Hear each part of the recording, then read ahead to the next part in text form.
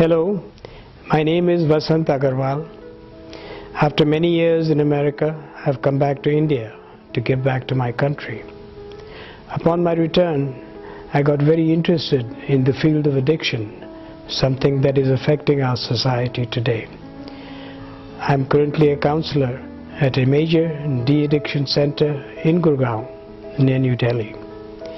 I met many patients, young and old, rich and poor, all afflicted with some kind of addiction.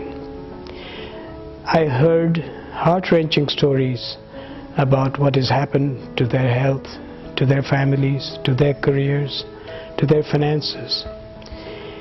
And I started to wonder, why aren't we all getting together to address these issues? One of the students I met here, a young boy, 17 years old, he came to me and he said, "Mr. Agarwal, do you see my Nike shoes? Do you see this iPad?" And I said, "Yes." And he said, "Do you know where I got them from?" And I said, "Where?" He said, "Well, I'm peddling drugs in school, and from the money I make, this is what I buy." And I said, "Really?" I said, "Are others doing it?" And he said, "Yes, quite a few students are." So I went to the principal of the school and I asked him, I said, "Do you have a problem with addiction in your schools?" He said, "Oh, no, Mr. Agarwal, not in our school. We're the best school in town."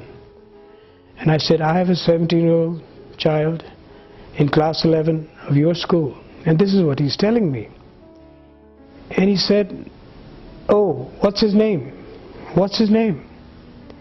And I said, "His name is not the issue, is it?" I said, "Do you or do you not have a problem?"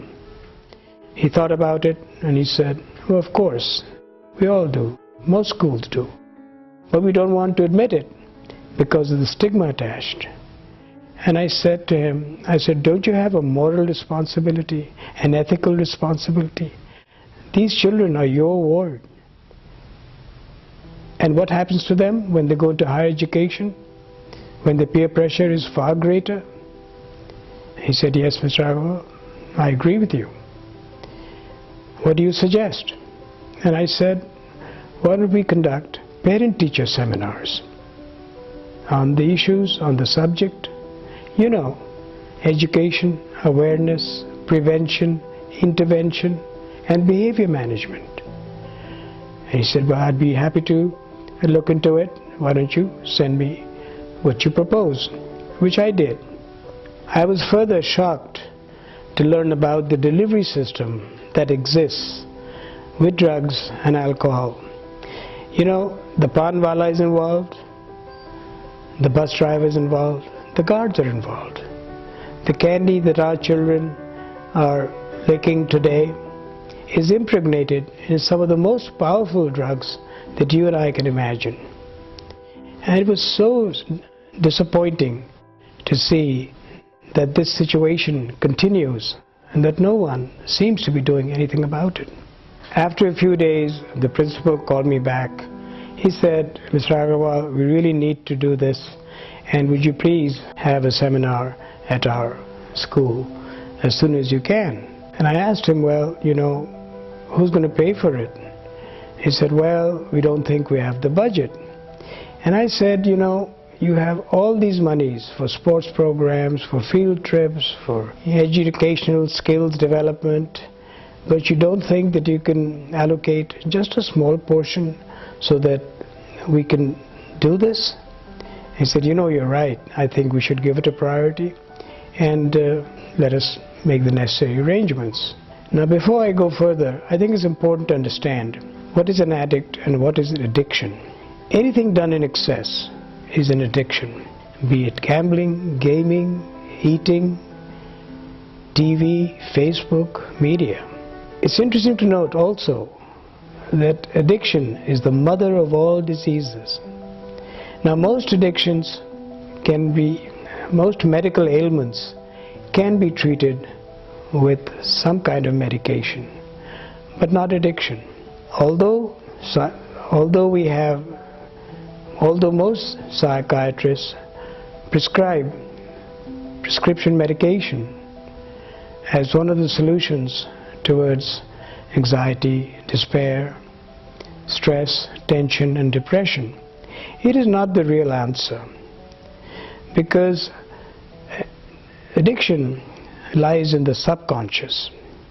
It is where all our thoughts, our fears, our worries, our emotions lie. Addiction also is either the precursor or the aftermath of any of these mental conditions. If you're an addict, you become depressed.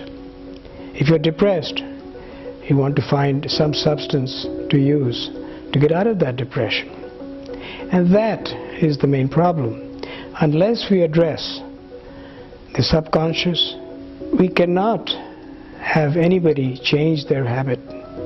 Or during my work at the rehab center, I began to review some of the books that are on the subject. Most of them to me were clinical, top-down, and I felt that there was a need for something that was more user-friendly, because an addict really doesn't know where to go and what to do and how to get out of their mess. So I wrote a book called The Accidental Addict and the Power of Positive Thinking. I have a copy of it here.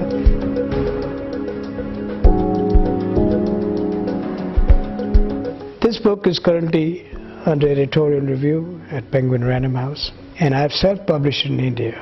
It is a step-by-step guide of the problem, from denial all the way to acceptance and to rehabilitation. I'm currently a speaker in most educational conferences across India on the issues of addiction and also social media crime.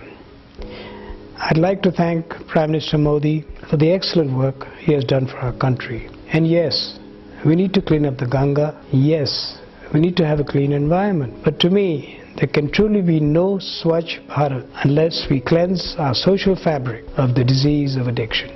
I would like to share with you some presentation material on different aspects of addiction, all the way, including counseling and other means and ways of solving the problem.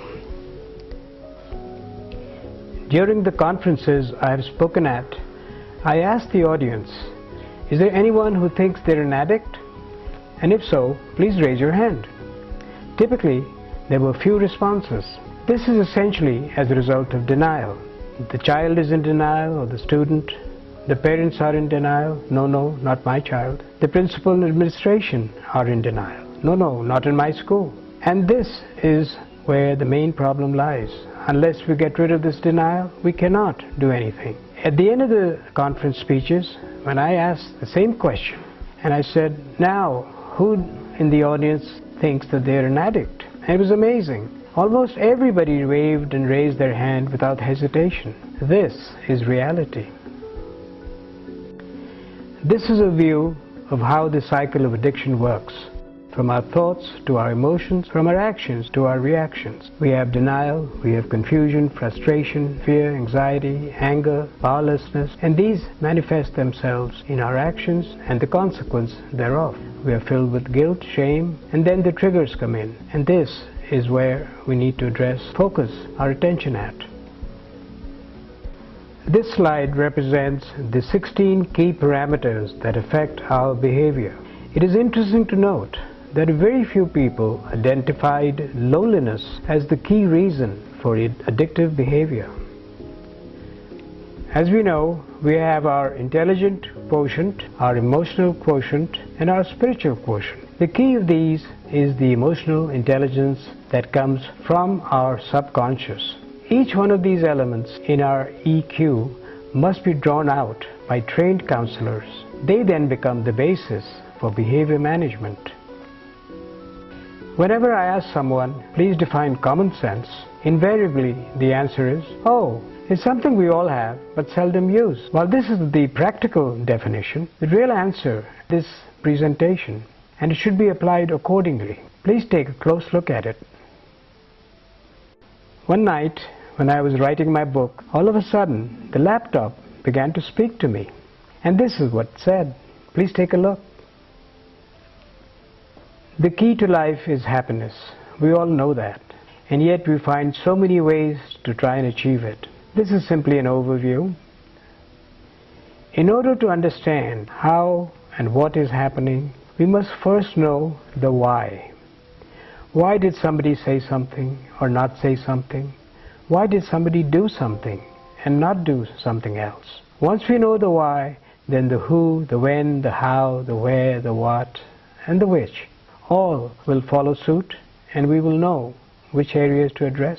This is very important.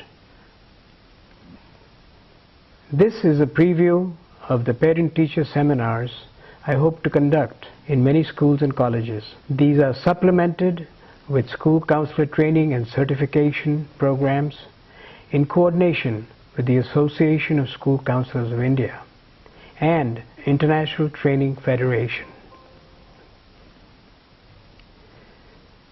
When I spoke to the principals and administrators of the various schools, the obvious question was, what's in it for us? What are the benefits, Mr. Agarwal? They asked. This summarizes the key important reasons why every educational institution must take a proactive step on the issues of child abuse, of de-addiction, and social media crime. The USP of the book is a non-prescription pill approach to the various addictions based on motivation, inspiration, and self-realization. The book addresses most types of addiction, such as overeating, gambling, TV, and work-related or social media. This is a collection of thoughts and reflections and some advice on motivation and inspiration to help inspire the addict in the recovery process. In addition to the three main topics discussed earlier, I'm currently working on two projects. One is the emotional mind-brain mapping of children in different age groups. The other is a training and certification program for school counselors across India. This is per the Supreme Court directive that has requested every school to have a formal training program for teachers and school counselors on the issues of de-addiction, child abuse, and social media crime.